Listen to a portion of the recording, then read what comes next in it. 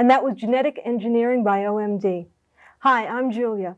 Tintin is a British band that's quickly capturing the American charts with their single, Kiss Me, which has been breaking down the barriers of popular dance music and getting airplay on just almost every kind of format radio that FM is offering. With us tonight is Stephen Duffy, one half of the duo. Hi, Stephen. Hello. I really like your single, Kiss Me, and it seems to be causing quite a stir here. Part of the reason, do you think, is the background that Tintin has? Weren't you a founding member of Duran Duran, and your drummer Stoker was part of Dexy's Midnight Runners at one point? I don't think that's got much to do with why it's so popular at the moment. I think the way the single is so direct has got more to do with the popularity of it.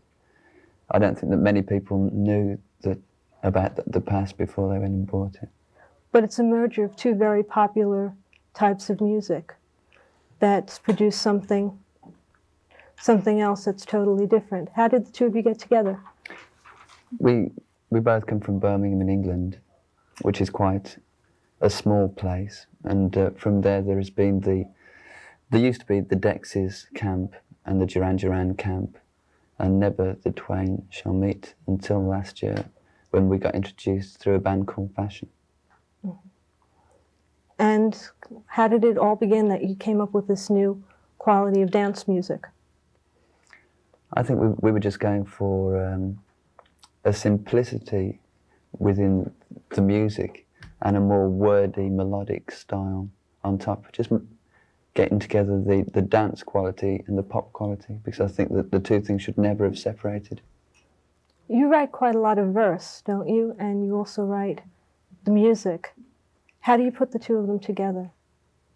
I don't like to write the two things at the same time. I always make sure that I have a lot of verse or what I'm going to use for the lyrics first, and a lot of musical ideas, and I put the two together in, say, a 10-minute work session of working the two things together.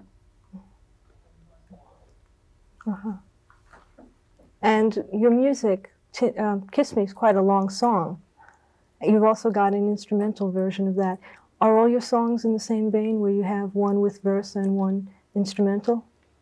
What we record the 3-minute version of the song and then just carry on playing for about 6 minutes. And then the bits we like, we edit onto the end again.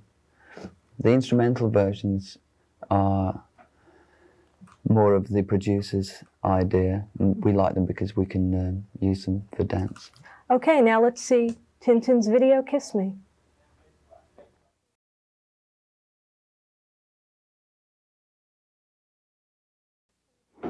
Stephen, that was a really exciting video. Who did some of those visual artworks, the illustrations? All the stills which were flashed up were a combination of ideas between me and Cameron McVie, who made the video.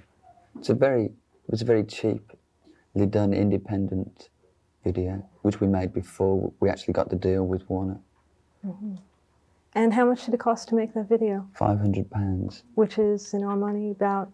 Under what? Under $1,000? You could say that, yes. That's pretty good. You have quite an extensive background in art. What are your plans for the videos that will be coming up for Tintin? We play everything really by ear. We don't make that many plans, although we talk a lot about what we're doing visually and musically. We never make great plans or storyboard or write much down. But visually, the band is as exciting as they are musically. Hopefully. You come out on stage dressed in some very beautiful costumes, which I understand you designed. Mm-hmm. Well, they're just suits, really. Suits which are easy to wear. Nice fabric. Sort of like jumpsuits? Not really. Oh. Just normal suits and nice shoes. And there's a bit of a contrast in the color with your dark hair and a white suit, and Stoker's blonde hair and the dark suit. Stunning. Yes. What are you going to do when you elaborate on the band? I think we're just going to bring in a couple of singers and then maybe a keyboard player. And after we finish the album in England, we're going to come back over here to do some more dates. Yes. About when will you be touring again? I should say a month and a half. Mm-hmm. What will be on the next album? Well, I've got a lot of songs to choose from, which I wrote after I left the Durans up until I got the deal with WEA England. What were you doing from that time? I was writing the songs, designing, writing verse, and generally being unemployed in Birmingham. So then I guess Tintin came in handy. But didn't you have something to do with producing independent bands? I messed around with distributing independent records and that sort of thing. But you did have one that was fairly successful, didn't you? We managed to sell 1,000 of one. Which was? It was just called Words of Hope. Oh, was it ever released in the United States? No, because we did it all by getting in a car and driving and putting them in the shops ourselves. Oh, it's sort of a one-man operation? Mm-hmm. Was it very hard to get signed to a major record company after working independently? What's the difference between being independent and being on Sire Epic? You get more money. Yeah, I guess that's true. So when you go back to England, you do plan on changing your act? Instead of tape machines? And there'll be no tapes used, it'll be totally live.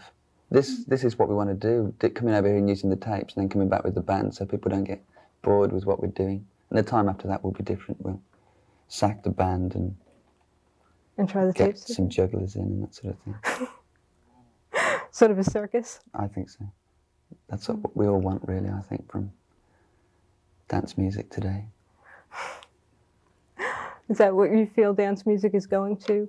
The circus? Yes. No.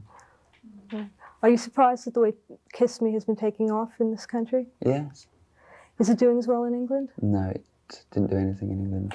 Why? It was a big club record, but there aren't the same sort of club charts over there. It was still getting played in the clubs, more in the provinces. We were never a big London group. Okay, and now we'll be going to a video of Psychedelic first called Run and Run.